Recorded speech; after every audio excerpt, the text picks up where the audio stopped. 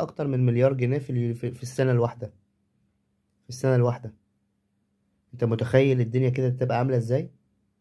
يبقى انت بتعلي في الاقتصاد، بتعلي في كره القدم، بتعلي في نسبه المشاهده، بتمتع الجماهير، بتمتع الناس اللي بتلعب، الكل بيرزق. تمام.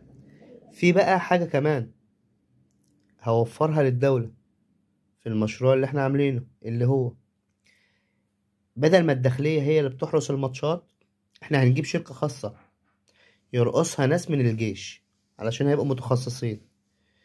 هنشغل كل مدينة فيها 1000 عامل حراسة لمباريات كرة القدم.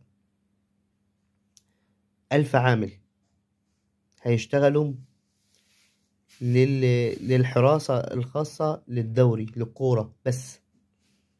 يعني انت هتجيب ناس اصلا قاعدة، هتشغل 1000 عامل تحت رئاسة شركات خاصة. تمام. يبقى انت الوقت برضو وفرت للدولة الداخلية والمصروف اللي هي كانت بتصرفه على الماتشات، ووفرت للدولة ووزارة الرياضة ما تديش فلوس تتوزع على الأندية. وشغلت، لو انت شغلت 30، لو انت شغلت 1000 عامل على كل مباراة، على كل مدينة من